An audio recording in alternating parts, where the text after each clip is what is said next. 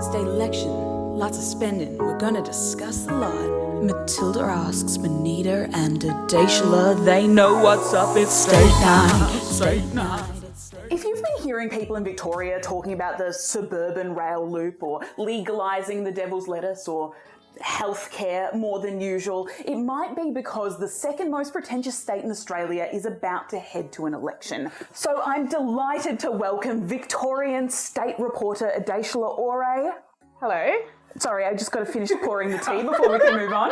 And the brilliantly talented state political correspondent, Benita Kolovos. Hello. Fun fact, Benita and I actually met during last election on the Liberal leader Matthew Guy's election bus. Yeah, and you spilt your big coffee all through the aisle of the bus and it went everywhere and everyone was looking. So the Victorian election, when is it? Why is it important? Someone tell me, please. Would you like milk? Yes, please. Okay, when's the election? So we've got the big election day on November 26th, but early voting opens on November 14th. So that's really soon, and it means if we look to the last election, we had more than 50% of voters were actually voting early. So we'll probably see even more numbers this time if the federal election is anything to go by. And it means that, the clock is ticking and we're going to see some really big policy announcements from both sides in the early stages of the campaign. So we probably should cover first who we're actually voting for, right? And okay, I've just heard the oven ding. 1 second. I was so scared to see what this is.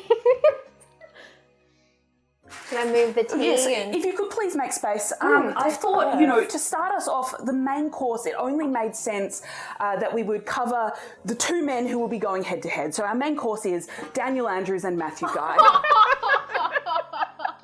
Let's start with Dan. I hear a lot about him. A lot of people calling him Dictator Dan, perhaps more horrifically Daddy Dan. How does one get to a point in life where you can have both those nicknames simultaneously? Daniel Andrews is from the Socialist Left faction of the Labor Party, and for those of you that don't know, the Labor Party is the centre-left party of the two. So it's kind of close to the middle and then he's a little bit further out towards the left. He'd like to think as a member of the Socialist Left he's a lot further down the left, but obviously... Some socialists might disagree. Yes. So he obviously came in as opposition leader. No one really thought that in a couple of years' time he'd win an election, but he did, and then he won the next election after that in 2018, which has become known as the Dan slide. Sounds like it was a successful one for him. So yeah, they won seats that they've never before won the Labor Party in their history. A lot of people wonder how or why. I think it's to do with the big infrastructure and the public transport projects he had going, level crossing removals, which meant that you could not have to wait at a train to get anywhere. It's good to kind of have a reminder of your political legacy every time someone's not in traffic driving to work. So people would think, this is thanks, Dan. And I guess that kind of led to a lot of support for him. But it's only really grown since then, right? Like pre-Dan slide, he was obviously popular. Post-pandemic. After the pandemic, I think that's when everyone got a little bit more divided. Yeah, I would say, he's been a polarising figure during the pandemic. Obviously, Melbourne had one of the longest lockdowns in the world, and everyone got very used to tuning in to the Daily Dan press conference, which he became quite renowned for. And I think during this period, you had the Dan stands and the anti-Danners kind of emerging, especially on Twitter. But if we look at the polling, there's still really strong support for Dan Andrews and the Labor Party as we go into this election. So obviously Labor want a repeat of the Dan slide, right? But I guess the question is, does the Liberal leader, this central figure that will be going head to head with Dan, does he have, the X factor, the pizzazz, the oomph to just stop that from happening, to win back all those safe Liberal seats, to turn the state blue once again? I mean, anything is possible, but it's going to be a really tough month for the opposition. They've got to win almost double the amount of seats that they currently have. And I think it's worth remembering that, Matthew Guy, or Matt Guy, as he likes to say to himself. Please, the rebrand. We'll get to it, the rebrand. Go on. Is the same leader who took the Liberals to the really crushing defeat 4 years ago. They then switched leaders. It was Michael O'Brien who the party elected. They then brought Matthew Guy or Matt Guy back. So it's a huge challenge that they've got ahead of themselves. Yeah, so what actually went wrong? I mean, you and I were on the bus together. Matt was up front. He seemed in good spirits after they cleaned up the coffee.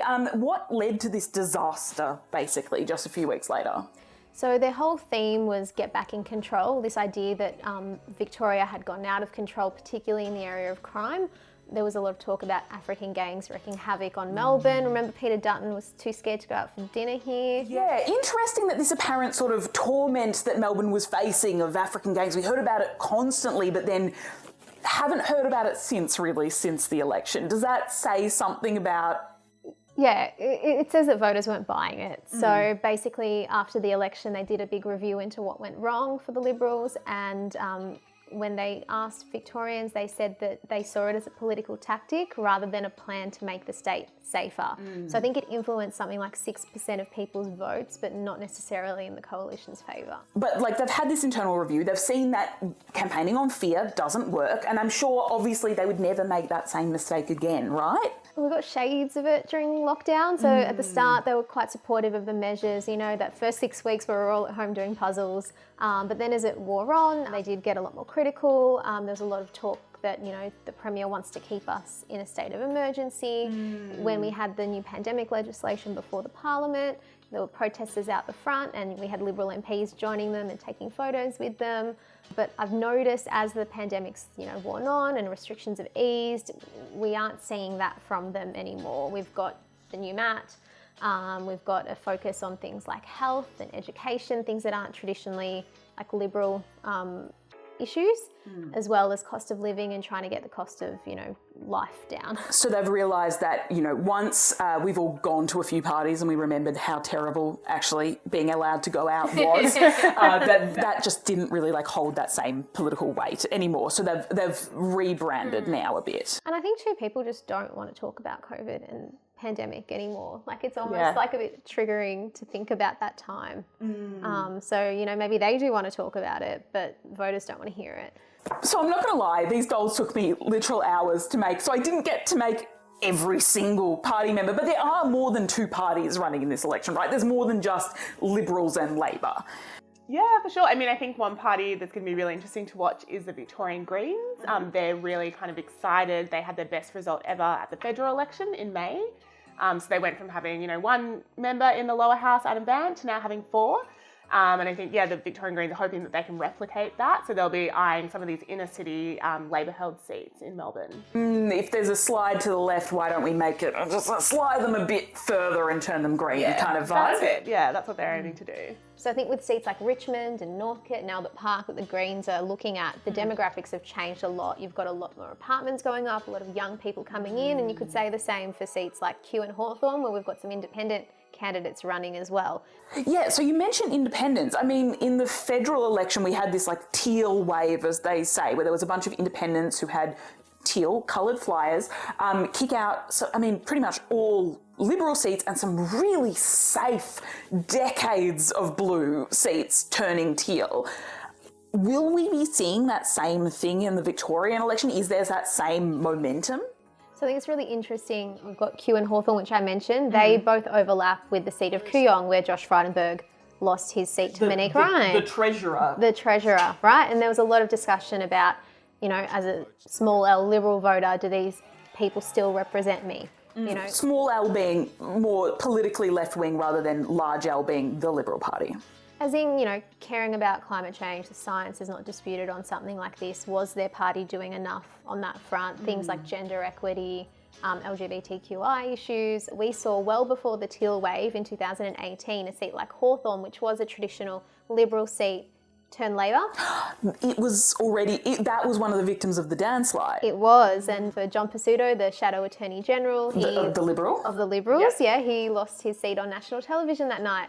Ooh. Yeah, so he's running again in that seat. So he's up obviously against the current sitting MP, who's John Kennedy. He was a retired principal when he got elected. He was living in a retirement village. So I don't think he kind of saw it coming either. Everyone was surprised that night. Yeah. So those two are running, but we've also got the independent there, Melissa Lowe.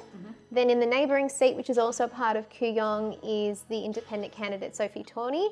Now that seat's currently held by Tim Smith, the Liberal, who's retiring after a drunken car crash this time last year.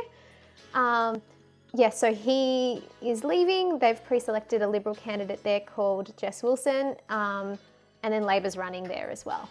And I'm sure there's a couple of other parties that we will get to in due course. But I, for one, feel absolutely full on nutritious political information. And I will be forcing you guys to come back next week to tell us all about the main political issues that people are campaigning on. Oh, thank you so much. You guys have got this, right? Okay, Yeah, we'll grab it. That's so beautiful. Good luck.